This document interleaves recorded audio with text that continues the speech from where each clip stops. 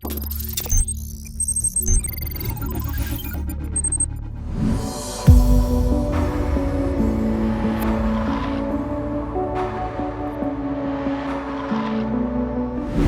एल्ट्रॉस बाजार में तकरीबन 2 साल से बिक्री पर है। शुरू में कंपनी ने इसके सिर्फ मैनुअल वेरिएंट लॉन्च किए थे, पेट्रोल और डीजल दोनों इंजन के साथ।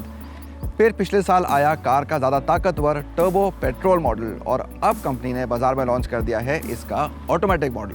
साथ ही आया है बिल्कुल नया ऑपरा ब्लू रंग, एक डुअल टोन ऑप्शन के साथ आपको मिलती है काले रंग की छत। तो आइए सवारी करते हैं प्रीमियम हैचबैक सेगमेंट में आई सबसे नई कार की। टाटा एल्ट्रॉस हमेशा से फीचर्स से भरी हुई कार रही है, जिनमें से कुछ तो सेगमेंट में किसी और कार में नहीं मिलते हैं। ये चलाने में काफी मजेदार है, लेकिन कार के एक ऑटोमेटिक मॉडल का इंतजार कई लोगों को था। तो चलिए कार के इसी पहलू से शुरू करते हैं।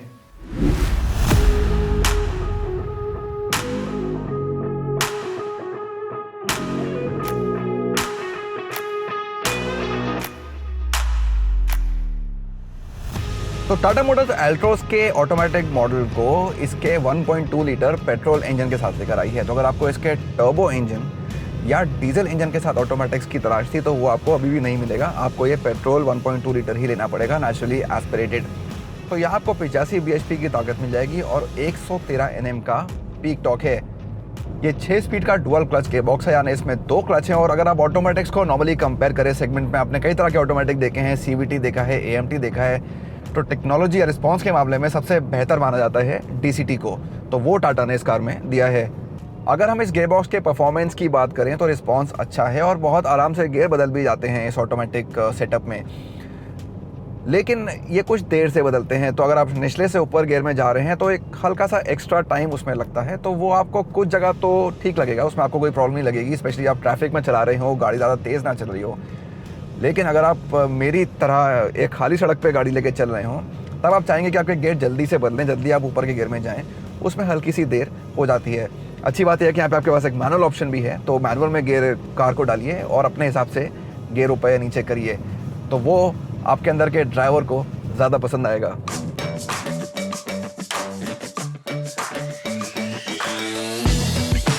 ये ऑटोमेटिक कार के मैनुअल मॉडल से करीब 20 किलो ज़्यादा भारी है। ये फर्क बहुत बड़ा नहीं है और इस बात के लिए टाटा की तारीफ करनी होगी। कंपनी का कहना है कि इस इकाई को अधिक कुशल और तेज बनाने के लिए कम पार्ट्स के साथ एक प्लैनेटरी गियर सिस्टम दिया गया है। साथ ही ऑटोमेटिक गियर बॉक्स होने के बाद भी कार का माइलेज कुछ खास कम नहीं हुआ है। करीब 18 किलोमीटर प्रति लीटर पर यह लगभग मैनुअल मॉडल के बराबर ही है। इंजन काफ़ी रिफाइंड भी है और बहुत कम शोर कैबिन के अंदर आता है। टाटा मोटर्स ने इस कार में एक्टिव कूलिंग टेक्नोलॉजी के साथ वेट क्लच दिया है। उससे फ़ायदा ये होता है कि जब बहुत ज़्यादा गर्म टेम्परेचर होता है और गाड़ी स्लो मूविंग ट्रैफिक में होती है, जाम में फंसी होती है, तो हमने ये देखा है कई बार कि डुअल क्लच वाली गाड़ियाँ जैसे कि ये है, कई बार अटक जाती हैं या बंद हो जाती हैं बहुत ज़्यादा गर्म होने की वजह से। तो इस टेक्नोलॉजी में वेट क्लच के साथ 1 सेकंड में 100 बार जो ऑयल का टेम्परेचर चेक किया जाता है उसको लगातार जांचा जाता है और इसी का ख्याल रखा जाता है कि आप किसी परेशानी में ना फंसें। टाटा का दावा है कि इस नए गियर बॉक्स में एक पारंपरिक डीसी की तुलना में शिफ्ट 250 मिलीसेकंड तेज है।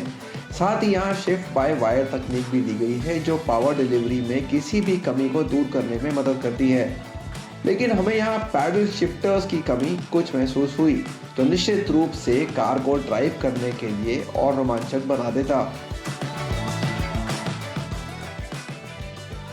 सस्पेंशन थोड़ा सख्त महसूस होता है और ये कार के चरित्र से अच्छी तरह से मेल खाता है। आप ऊंची रफ्तार पर भी खराब सड़कों पर बिना किसी परेशानी के कार चला सकते हैं। हाँ, एक जगह जहां अब भी सुधार की गुंजाइश है वो है कार का स्टीयरिंग, जो फीडबैक देने में थोड़ी देरी कर देता है। इसकी आदत आपको डालनी होगी। एक चीज़ जो इस इंजन गियरबॉक्स के मेल से छूट जाती है वो है अलग अलग ड्राइविंग मोड, और हमारा मानना है कि स्पोर्ट मोड होता तो कार चलाने में ज़्यादा मज़ा आता। टाटा मोटर्स ने इस एल्ट्रॉस DCA में एक बहुत ही काम का सेफ्टी फीचर दिया है। इसका नाम है ऑटो पार्क लॉक। आइए दिखाता हूँ इसमें क्या होता है। तो आपने गाड़ी रोकी, लेकिन आप उसको पार्किंग मोड में लेके नहीं गए, आपने उसको न्यूट्रल में छोड़ दिया और आप एक चढ़ाई पर हैं जैसा मैं अभी हूँ। सीट बेल्ट खोली, डोर खोला, हैंड ब्रेक मेरा नीचे ही है और ब्रेक छोड़ दिया, लेकिन गाड़ी मेरी पीछे नहीं गई। तो ये वाकई में एक काम का फीचर है। अक्सर ऐसा होता है कि हम कार को पार्किंग में डालना भूल जाते हैं और गाड़ी से जल्दी में उतर जाते हैं, लेकिन गाड़ी उसी से ख्याल रखती है और खुद ही पार्किंग मोड में चली जाती है, भले ही आपका लीवर न्यूट्रल पर हो। और याद रखिए, एल्ट्रोस को 5 स्टार क्रैश टेस्ट रेटिंग भी मिली है, जिसका मतलब है कि ये भारत में बिकने वाली सबसे सुरक्षित कारों में से एक है।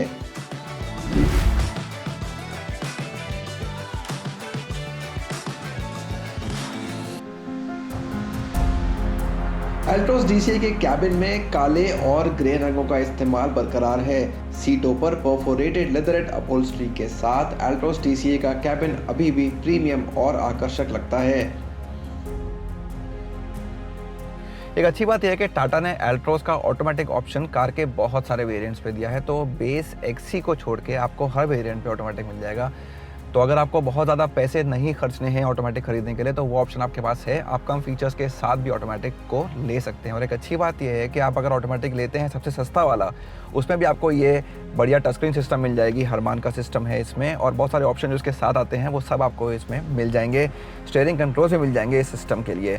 हालांकि कुछ चीज़ें हैं जो आपको इस सबसे महंगे ट्रिम में ही मिलेंगी, जिसमें डिजिटल इंस्ट्रूमेंट क्लस्टर है, या इंस्ट्रूमेंट क्लस्टर के लिए कंट्रोल्स हैं, या आयरा कनेक्टेड कार टेक है। तो आपको चुनना है आपको किस तरह के फीचर्स चाहिए। कंपनी ने आपको बहुत सारे ऑप्शन दे दिए हैं, ऑटोमेटिक कम फीचर्स के साथ या ऑटोमेटिक ज़्यादा फीचर्स के साथ।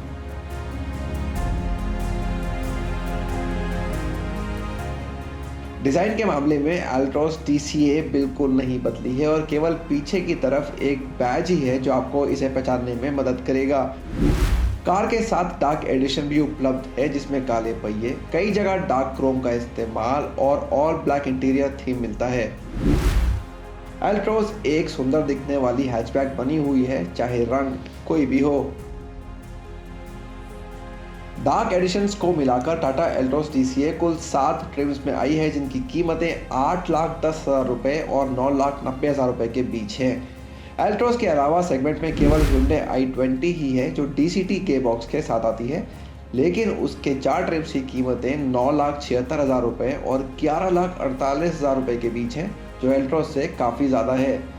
वहीं Maruti Suzuki Baleno, Toyota Glanza और होंडा जैज में AMT या CVT विकल्प हैं। एल्ट्रोस में फीचर्स की कोई कमी नहीं और 5 स्टार क्रैश टेस्ट रेटिंग तो है ही। ड्राइव भी आपको निराश नहीं करेगी और ऑटोमेटिक आराम के साथ बढ़िया माइलेज भी देता है। और ये सब इस कार को एक अच्छा पैकेज बनाते हैं। बाजार में DCT कारों की बढ़ती मांग के साथ टाटा को उम्मीद है कि एल्ट्रोस DCA सेगमेंट में ग्राहकों की पहली पसंद बनेगी।